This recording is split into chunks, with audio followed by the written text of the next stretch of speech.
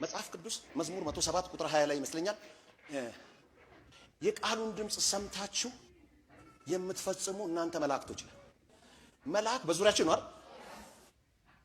መላእክቶች በዙሪያችሁ አሉ። ካንተ አፍ ቃል ይጠብቃሉ የሚፈጽሙት ያንን ቃል። ልክ አሁን እኔ እንዴ ስል ወንጅሉ ቹዋል ፋውስ ከሆነ ሄደ ጉበትን ይቀይረዋል። ጨጓራ ከሆነ ሄዶ ቀይር ያደርገዋል።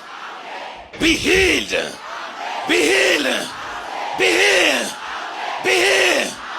የሐኪሙ ሪፖርት ተገለበጠ ስል እንጅሉ ይገለበጣል። ጭልጥ ያለ ያጋንንት ትምህርት ነው። ሰውን አሳድጎ እግዚአብሔር ነኝ ወደ ማለት ከፍ የሚያደርግ ነው።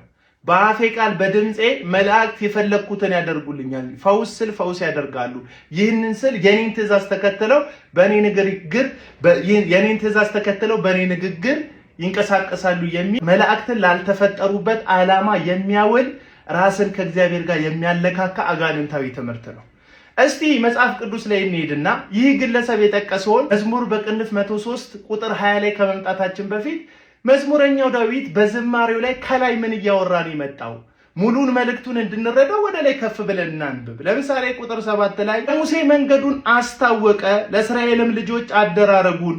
እግዚአብሔር መሐሪና ይቅር ባይ ነው፣ ከቁጣ የራቀ ምሕረቱ የበዛ ሁል ጊዜ አይቀስፍም፣ ለዘላለም አይቆጣም ይላል። ስለዚህ ለሙሴ መንገዱን ያስተማረ እያለ ስለ እግዚአብሔር መሐሪነት ስለ እግዚአብሔር ይቅር ባይነት እያወራ ይመጣል። ከላይ እየተወራ የመጣው ስለ እግዚአብሔር መሆኑን ካየን በኋላ አንድ ቁጥር ደግሞ ከፍ ብለን ቁጥር 19 ላይ እንምጣ። እግዚአብሔር ዙፋኑን በሰማይ አዘጋጀ፣ መንግስቱን ሁሉን ትገዛለች። ቃሉን የምትፈጽሙ ብርቱ ኃያላን፣ የቃሉን ድምጽ የምትሰሙ መላእክት ሁሉ እግዚአብሔርን ባርኩ። ቃሉን ድምጽ የምትሰሙ መላእክት ሲል የማንን የቃሉን ድምጽ እያለን ነው? ቁጥር 19 ላይ ዙፋኑን በሰማይ አዘጋጀ ይለንና መንግስቱን ሁሉን ትገዛለች። የማን መንግስት? የእግዚአብሔር መንግስት። ስለዚህ እነዛ ቅዱሳን መላእክቶች የሚሰሙት ደግሞ የሚታዘዙት የሰራዊቱን አምላክ እግዚአብሔርን እንጂ ጃፒ እንደሚለው የእሱን ንግግር አይደለም።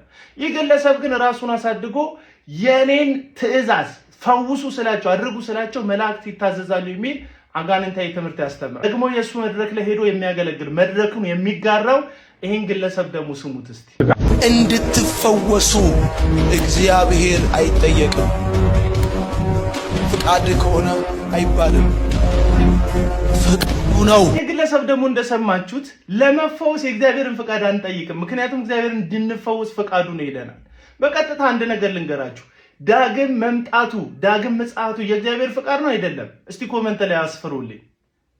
የእግዚአብሔር ፍቃድ ነው አይደል? ዳግም መምጣቱ ሙሽራው ኢየሱስ ክርስቶስ ሁሉ እስኪገዛለት ድረስ በአባቱ ቀኝ ያለው ዳግም ተመልሶ በመላእክትና በቅዱሳን ታጅቦ ይመጣል። ዳግም መምጣቱ ምንም የሱ ፈቃድ ቢሆንም በአባታችን ጸሎት ለሐዋርያቱ ባስተማራቸው ጊዜ እንደዚህ አላቸው፣ ፍቃድ በሰማይ እንደሆነች ሁሉ እንዲሁ ትሁን፣ መንግስት ትምጣ ብሎ አስተማራቸው።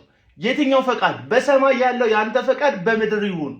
ኦሬዲ በሰማይ የእግዚአብሔር ፈቃድ ነው። ሰማይ ላይ ግን ያለውን የእግዚአብሔርን ቅዱስ ፈቃድ በጸሎት በኩል በምድር ላይ እንዲሆን እንድንለምነው መጽሐፍ ቅዱስ ይነግረናል። የእግዚአብሔርን ፈቃድ በፈውስ ላይ፣ የእግዚአብሔርን ፈቃድ በተአምራት ላይ፣ የእግዚአብሔርን ፈቃድ በእያንዳንዱ ጉዳያችን ላይ መጠየቅና ማድረግ ለእግዚአብሔር መገዛታችንን መታዘዛችንን የምናሳይበት በሰማይ እኛ በምድር መሆናችንን የምንገልጥበት እውነት እንጂ ፈቅዷልና እንደፈለግን እናደርጋለን የሚል ትምህርት የለም። ይህ ወርድ ኦፍ ፌዝ ይባላል። እነዚህ ሐሰተኛ አገልጋዮች ናቸው እንግዲህ ፈውስን ተአምራትን በእኔ ንግግር ታገኛላችሁ የሚሉት። እነዚህ ሰዎች ሄደው እግዚአብሔርን መጠየቅ አያስፈልገንም የሚልን ትምህርት ከሞሉም በኋላ እኔ ስፈቅድ ነው የምትፈወሱት የሚልን ትምህርት ያጸኑብናል። የመጀመሪያው ሰውዬ እንዳለ የኔ ንግግር ነው መልአክ የሚታዘዙት እያለን ነው። ስለዚህ መላእክት የሱን ንግግር ስለሚታዘዙት እግዚአብሔርን ፈቃድ መጠየቅ ትተን እዚህ ሰውዬ ጋር ሄደን ተናገርልን ቃል አውጣብን እንድንል ያደርጉናል። ስለ ፈውስ የተናገረው የያዕቆብን የጸሎት መጽሐፍ እንግዲህ ሂዱና አንብቡት። በእምነት የሆነች ጸሎት ደዌን ትፈውሳለች ይላል። ጸሎት ምንድነው? እግዚአብሔርን መለመን እግዚአብሔርን መጠየቅ አይደል? በእምነት የሆነ ጸሎት ሲባል እግዚአብሔርን ጠይቀ በሚመለስልህ መልስ ነው ፈውስ የሚሆነው የሚል ትምህርት ነው እንጂ መጽሐፍ ቅዱስ የሚያስተምረን እግዚአብሔር ፈቅዷልና የእግዚአብሔርን ፈቃድ ሳንጠይቅ እንደፈለግን እናደርጋለን የሚለው የወርድ ኦፍ ፌዝ አጋንንታዊ ትምህርት ነውና ከነዚህ ግለሰቦች ራሳችሁን ጠብቁ ለማለት ነው ቪዲዮ የሰራሁት። ይመቻችሁ።